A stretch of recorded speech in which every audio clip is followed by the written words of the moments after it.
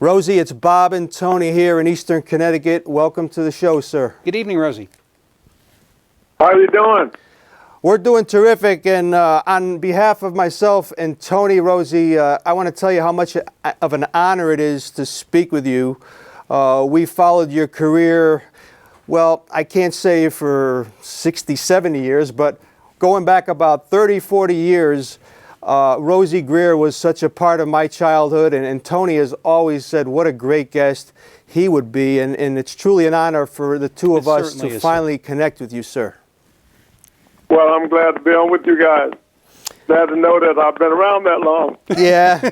Again, for our viewers out there, I can't read Rosey's resume because it's much too long, but suffice it to say that he played in the NFL 11 seasons between 55 and 66, drafted by the Giants in the third round of the 1955 draft.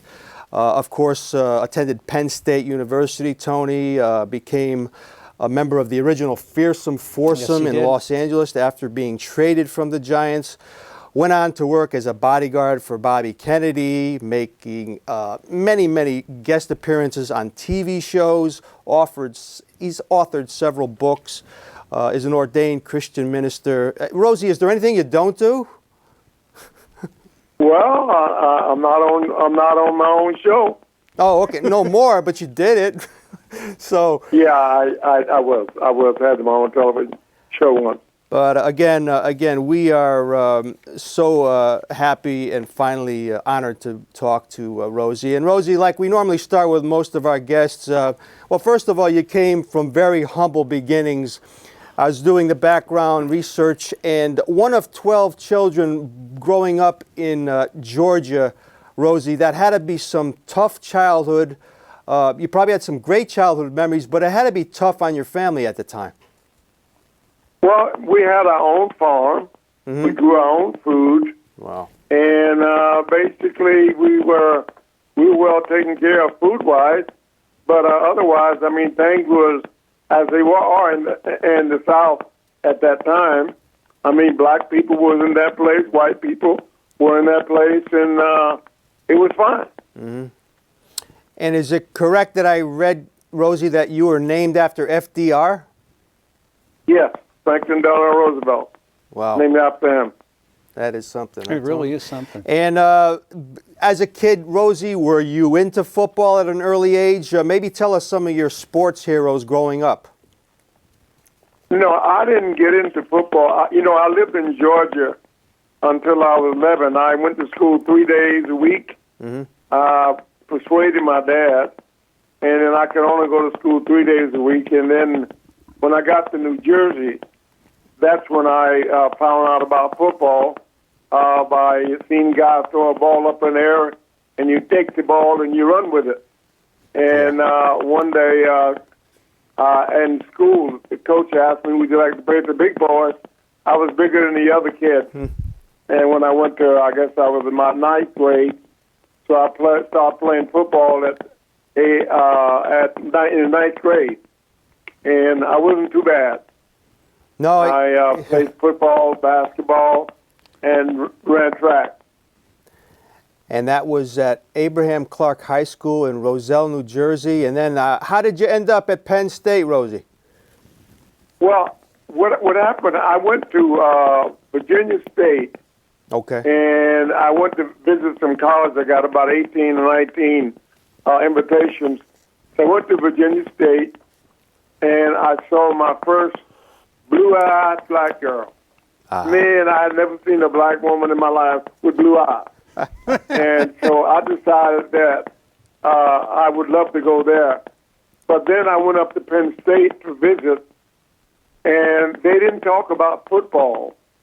They talked about education. Mm-hmm. And that was one of my dreams, was to get educated, to learn, to know. And so since they didn't talk about football, they talked about education, I decided to go to Penn State. And that's where I went. I mean, I didn't qualify as one of the top students, but I qualified to get in, and it was great. I loved it there. And Rosey, before I pass you over to Tony, I believe I was told that Joe Paterno was an assistant when you were there. Did you have any hint of the kind of coach he would become and the amazing career he would have at the time? What are your memories of Joe Paterno way back in the day? Yeah, Joe Paterno came, I think, a year before I came with Rip Engel. He was the coach at Brown. He was the quarterback at Brown. And Rip Engel brought him to Penn State to run the wing T. And he coached under Rip Engel. And then when Rip Engel retired, Joe Paterno took over until the last run. And he was a great coach. Mm-hmm. He was an incredible. I liked him a lot. Yeah, and he went on to amaze, and like what Rosey said, Tony, more about education and molding men at the time, as opposed to football. Again, we're on the phone with the great Rosey Grier. Tony, questions? Rosey, this is such an honor, and I'm so appreciative that you've come tonight. You know, as far as being on the Giants, you show up on a team with two players that, were a part of my life. There was Andy Robustelli. I was from Stamford, Connecticut, and Stamford, Connecticut, he was Mr. Robustelli. A regular guy, but yet a NFL Hall of Famer. And then there was Frank Gifford, who at some point in my life, there was always Frank Gifford. He was the football player, then a sportscaster, then on Monday Night Football. What are your particular memories of these two teammates?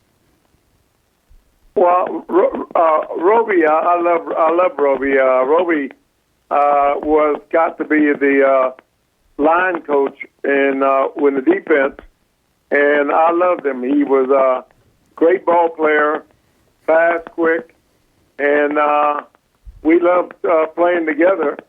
And myself on that line was Robustelli, Cat Carriage, and Mo Gillespie on the line, and we played at first under Tom Landry. And but I respected Robustelli very much. And then Frank Gifford was the guy who came out from California, the pretty boy. That at first the guys kind of didn't like Frank that much because he's a pretty boy from California, and he seemed to be everywhere. And but I love Frank Gifford. Frank Gifford was a really a wonderful guy to work with. And that was another gentleman by the name of Kyle Rhodes, who went to, I think, in Texas. And he was a real friend. He taught me a lot of things about going out and speaking. You see, at that time, for instance, if they were going to do a commercial, all the white ball players could be in the commercial, but the black ball players couldn't be in the commercial because they said that they won't accept you in the South. And so usually they'd do a commercial, and I wouldn't be in the commercial. And so that was disappointing that they left me out, but yet I understood being from the South.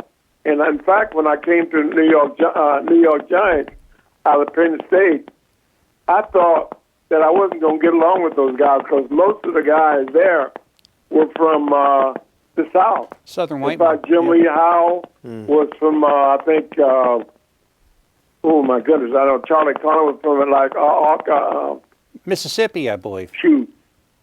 I can't think of all the places they're from now. Yeah. But Mississippi and West Virginia, Sam Huff, we had from SMU, we had Georgia Tech, Ray Beck, and we had all these different guys from the South. Man, and I figured that I was not going to get along with these guys because they weren't going to like me, and they were the best guys in the world because we forgot about all that race stuff, and we became a team. And that was the word that I started to use when they would ask us why did we win. Because in 7 years with the New York Giants, I played in 5 World Championship games. You did. And I said we won because we love one another. Well, the guy said, man, don't you go around telling people that we love one another. Yeah. I said, why not? I said, we do love one another. He said, don't tell no one that. Yeah. And but we got along great together, and it was great to be with the New York Giants. It was a wonderful place to be. And, you know, Rosey, there's so many people on that team when you look at it. You, Kyle Rote, I made a list. Pat Summerall, Dick Nolan, Andy Robustelli, Rosie Brown, Frank Gifford. You had such wonderful careers, you know, when you left the Giants. And, you know, there was the name Maritek, you know, Vince Lombardi, Tom Landry. What was the reason for that? I mean, was there something in the water, or were you learning as you went along? I mean, I've never seen a team where so many people have gone on to other successes. Well, I think it's because opportunity comes up. And if you take advantage of the opportunity, everyone was always working, doing their best. I know when I was traded to the Rams, I came out on an album, and I played for 5 years out there, and I broke my Achilles tendon. Yeah. And one day I was up in Hollywood, and a guy asked me, would you like to come try out? Because they had mandated by the FCC that a minority should be on one of these television shows. So I got to host my own television show, and I got to go on a trip with Bob Hope, and had all these guys, Jonathan Winters, and it just happened that way. I didn't feel like I was great, but I felt like I would try, and I got better and better. And it just got where I loved show business. Then I was a singer. I had my own band. Yeah. I used to travel around the country with my own band. And I got to do the Free to Be You and Me with Marlo Thomas and friends.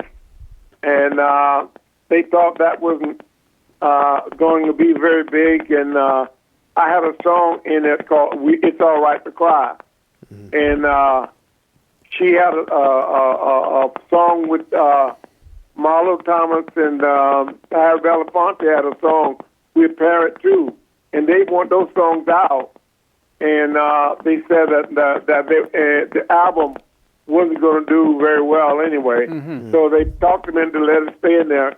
And it made won all the awards and everything. And so it was just great to go back after 40 years and to see just how impact It's All Right to Cry and Free to Be You and Me was happening to our country. And I had that song, It's All Right to Cry. Men don't cry, used to say. Yeah. And this album said It's All Right to Cry. And to me, it was I was just blessed. You know, when sometime in life, God blesses you, give you a chance, and it's up to you how you use it. And I was willing to risk, and it turned out all right. It did. And again, for our folks at home, we are on the air with the great Rosey Grier, former football player, etc. And Rosey, just one more thing, and as far as your days in New York, it's a small world. Tony grew up around the Robustelli family. My father was a decent friend of Alan Webb, who was a teammate of yours in the Giant days, and they went to the same high school. And but as far as playing in Yankee Stadium, Rosey, did you get that special feeling that I'm in a special building every time you took the field there? See, I was not felt like it was a special anything special. It was something that I had the capabilities of doing. I thought I was a pretty good football player. I didn't think there was anyone better than me. Now would I think that I was better than anyone else? My dad always told me that there was no one better than me, nor was I better than anyone else. And so just be who you are. And I think the mistake that a lot of ball players make, they think because they get a name that they are somebody different. You're the same person that you were in the beginning. And so no need to change. Just live like you should live, respecting people and let them respect you. And if they don't respect you, let's pass. Let it go. So I think that's what happened. I see a lot of ball players today. Mm-hmm. They make a lot of money, and they have 5 cars and all kinds of things. They travel around with groups and all that stuff, and I don't believe in all that. I just think you should be who you are and respect and love people. Amen to that. And Tony, when I look back on Rosey's football career, he probably played in 2 of the most famous yes, he did. Places in the world, Yankee Stadium and the L.A. Coliseum, That's correct? Right. And Rosey, I mean, how did you feel when you were traded to L.A. in 1964? Did that come as a shock to you, or did you look 62. at it as 62? I'm sorry. I was traded. And was it broke my heart because it did. I felt like I gave New York my life, and that it was like someone telling me, my family telling me, we don't want you at home no more. And it broke my heart, and I thought about, well, what do you want to quit? What do you want to do? And so I made my mind up to go on because wherever I was at, I could play football. And so I went out there, and that's what I got to be, Merlin Olsen, Deacon Jones, and Lamar Lundy, and a lot of guys from the Giants were out there coaching the team at that time. Sweet Vary was the head coach, and Raymond, some of the guys from the Rams, Giants were out there coaching. And so it was a good place to be. And, of course, we didn't win any games when I first got out there. And it was 5 years before I got to play against the New York Giants again. Yeah. But that day did come. And we beat them pretty good, 44-7, something like that. That must have felt nice. But, again, Rosey had mentioned, Tony, the fearsome foursome. Yeah. Together with Lamar Lundy, Merlin Olsen, Deacon Jones, probably the greatest defensive line in the history of football. And I know you wanted to talk more about that, Tony. Well, yeah, and Rosey, as far as how did you guys start up the singing group? That's the part that fascinates me. Well, I was always singing. In fact, it was I used to play the guitar in New York, and in the off season, I would travel around the road on the children's circle with the entertainers. Uh-huh. And Kyle Rote was the guy who got me introduced to a teacher over in New York, and I put my first record out in New Jersey, and I used to travel around singing with the group. So when I got to California, I had an album, and then I had after I got out of football, Bobby Darin called to meet with me, and he wanted me to do an album. So I did an album with Bobby Darin, and it was great. I mean, the album didn't become a smash, but it was an album, and I got to move around with the album. And in fact, I just finished the album called "Let the Old Man Play," and I have a book that I just coming out called "Looking Through Rose-Colored Glasses." So these are things that happen when you have an opportunity and doors open. People are interested in what you're doing, and I like to meet people because, one, I am an ordained minister, and I get a chance to tell people about life. I get to share with them about being the best that they can be by loving and respecting other people, and to be an example. So, to me, that's what life is about. That's how you find joy in life, is let yourself be free to love and to care about others. And that's interesting, Rosey. Tony shared with me the other day a documentary made by Jennifer Allen, George Allen's daughter. And you and Deacon Jones were watching clips of your old days, and she was talking to you at the same time. It was just fascinating stuff. And Deacon kept putting on the kind of that bitterness that he had, exactly. which he says made him a greater player. And you kept saying, "Nah, still got a lot of love in your heart and everything like that." And he was denying it. It was fascinating, and when the more you watched that, the more you knew the guy had love in his heart because of the way you guys got together. It was beautiful. It was a beautiful documentary, and watching David Deacon Jones play, I don't know if I've ever seen a faster defensive lineman in my life, Rosey. He was a great ball player, no doubt about it. And unfortunately, the three guys now are gone. Yes. Right. Maryland is gone, Lamar and Deacon. I'm the one last of the fearsome foursome that's left.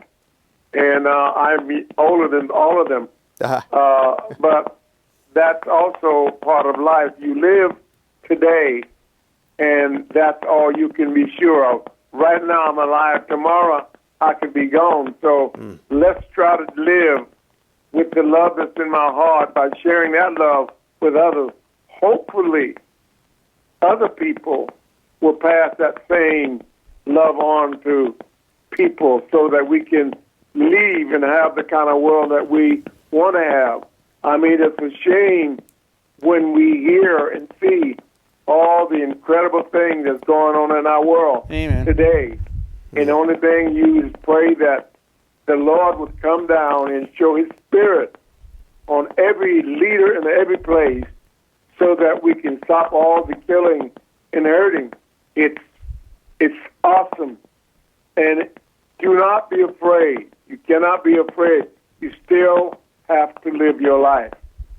Each day you live the life. And if whatever comes, it comes. You can't stop it. You live. Don't live in fear. Again, we're on the phone with Rosey Grier and sharing some incredible memories. And Rosey, you speak about brotherhood and everything. And during that documentary, it was kind of brought out how different of backgrounds like yourself and a Merlin Olsen had. But then again, your careers in football and then following football were so similar. You both are so erudite and so well-spoken and became great entertainers.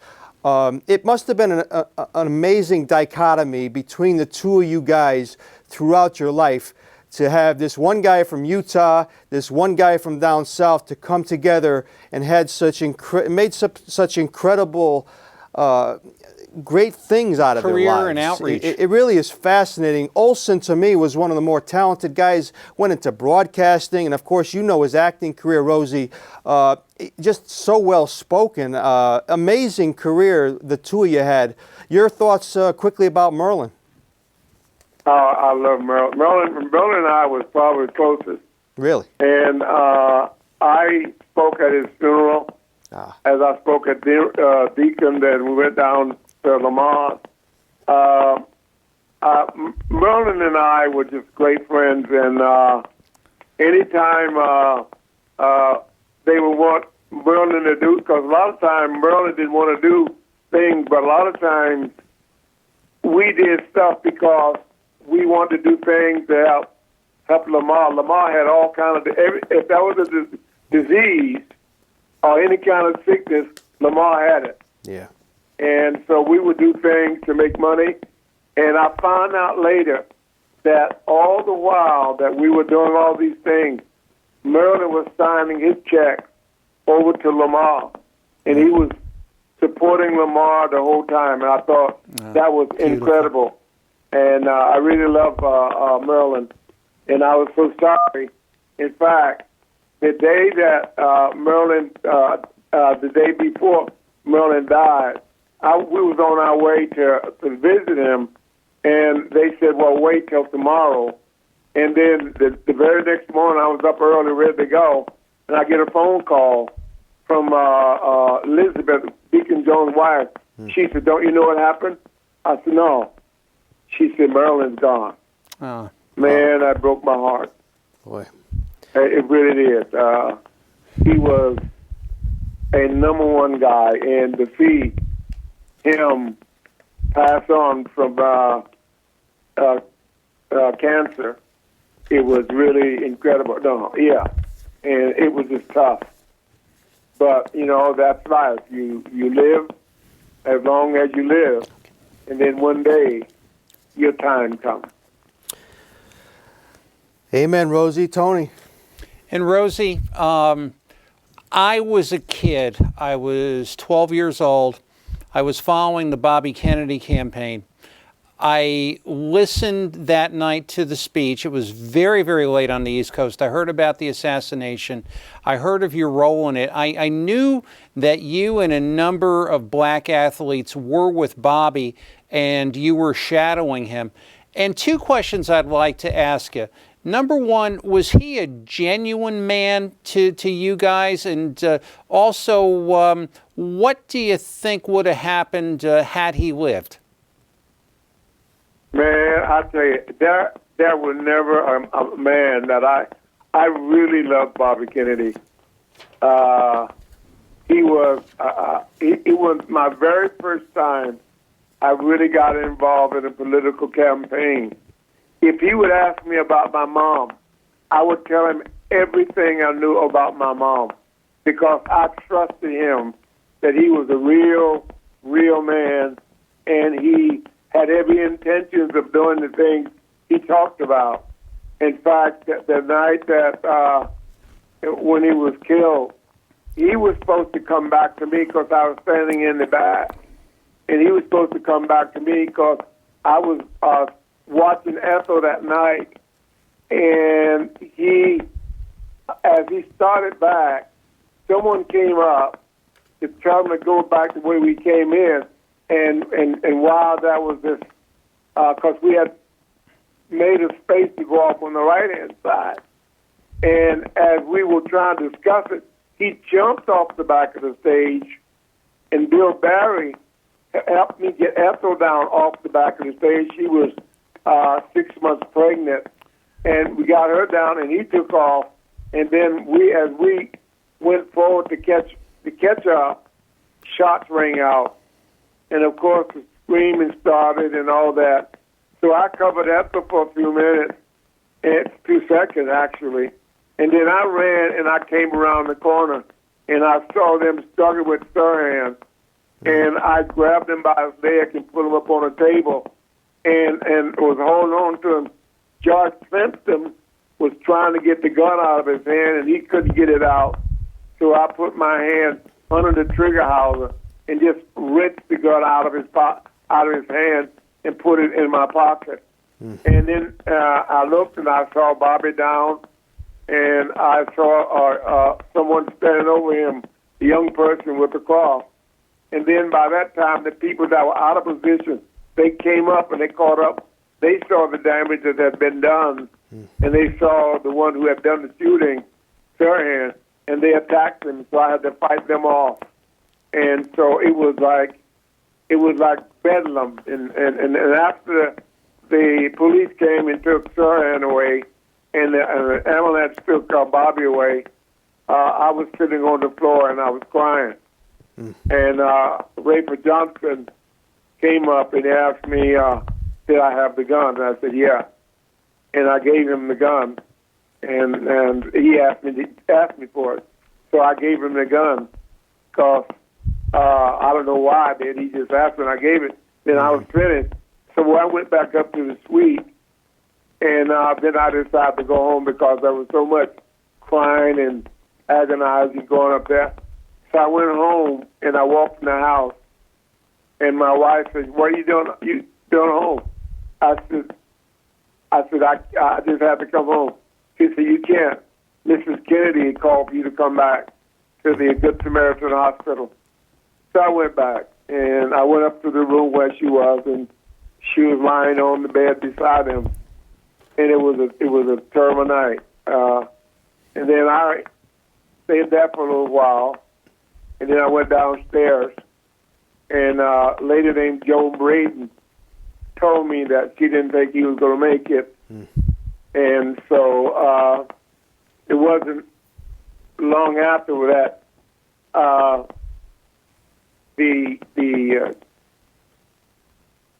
Ken, I can't think of his name now. My mind won't let me get there. Up.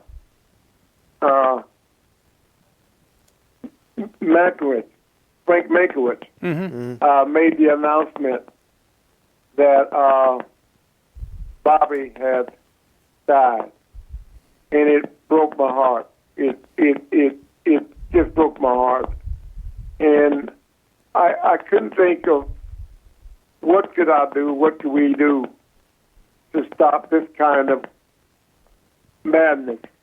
Yeah. And it just, I couldn't stop crying. I cried for weeks, and we just went on and on and on. And I never forget when they were taking him back on the plane the next day, going back to New York, and I was home. And then I got a call from New York that they want me to come to New York. And I went to New York, and to see all the sadness, and along the train ride, taking him back to Washington, you see all the people standing along the railroad track. I remember well. And it was just awful. And then you see what they've been standing in one place on the wrong track, and train came that way. It was just a bad time. And we think that he would have made a great president. We believe he would have won. So life changed for me, where now my focus was trying to make a difference. I spent 12 years serving the Kennedys. Whenever they would call me, I was there. And whenever, I was always available to support the family, and I still call the family now just to stay in contact, and I really respect them and love them because they gave a lot to this country, and they've done a lot of good things. So it was a terrible time to lose this great man. But then, you know, we lost a lot of great people in our nation, in this world, and there are always a time when your name is called. Doesn't matter what position you hold, it's your time to go. So that's why I tell people, know the Lord, know your relationship with the Creator, and let your light shine like a light in the darkness, so that people will see the light and see that light and know the right way to go. And the way to go is to go in a righteous way, respecting, loving, caring, and doing your part. And that's what, to me, is what life is about. And again, amid the tragedy, Tony, some amazing heroics, which Rosey was a part of. And of course, I read a lot more about it, that there could have been a lot more violence. And Rosey kind of stemmed off a lot of that, and before he was able to grieve and all this. And it's just a fascinating but tragic story. And I believe years later, Rosey in an interview said, Bobby Kennedy, that man could have changed the world. And we would have never found out, Rosey, but at least you had the opportunity to know the man. Yeah. Great respect for he, his wife, and the Kennedy family. They've all made a contribution. Many of them are still out in the field making a contribution towards making the world better. And I appreciate that. And that's why many of us see that we have value. You see, I think a lot of times a person thinks because they don't have a name like you do, or like Tony, they think they can't do anything. Well, you don't need a name. All you got to have in your heart a desire to get involved when things are going wrong and try to make it better. Speak up when you hear a person saying the wrong thing. When you hear someone putting someone down because of their color or their race or their religion, stop them. Don't put a person down. We have what is called freedom to say and to be, but also you have to respect the rights of others. Amen. We have just about another minute with Rosey. Tony, you want to wrap it up? And Rosey, so much has changed since you were a player in the NFL, and it was an entirely different type of league then. In a few words, what do you think of today's game, people leaving college early to play, the money, the issues with players? What runs through your head on a given Sunday when you're watching football? I love the game. They train year-round now. These guys are very well trained, and they make lots and lots of money. And I would hope that they would spend some of that time giving back to the community that they left, being an example to other people about what it means to be a team. Unfortunately, I see things going on the field that I'm totally against. The way these guys jump around when they're losing by 100 points and they do something good. They're jumping around like they just scored a touchdown and they're 30 points behind. Everyone is trying to be an individual, and they need to learn how to be a team and to carry their load and to support the other guy and work as a team. That's how you become a great team. When you find guys that love one another, that are willing to work with one another, and start worrying about when you're going to give me the ball, and I'm not going to run as hard as I can if you don't give me the ball. I think they have to learn and understand it is a team game. Can you guys say team game? Oh, yeah. Yeah, we agree. We agree. It's a team game. Yeah. It's I don't hear you. Both the team game. Team game. That's for sure. Right. It takes the team to win. One guy will not win. Yeah. I don't care how great he is. It's we see a lot of it. It's the me mentality, Rosey, and it's the kind of the society we live in. People like yourself are trying to make a difference, as well as many others, and it's great. All we talk can to do you, is help. And it's not only us. You know, we've kind of just touched the surface, and you've been very, very generous with your time, Rosey. We can't thank you enough for what you continue to do, and what you've done throughout your life, what you've meant to Tony and I, and so many other people. Perhaps with the help of God, we could talk again down the road. And we just want to thank you so much for taking the time from your schedule. It's our greatest honor to give Rosey. us some Thank time you. tonight. It's an evening we'll never forget. Well, I want to say to you guys, the three of us, we made a difference because we all have things.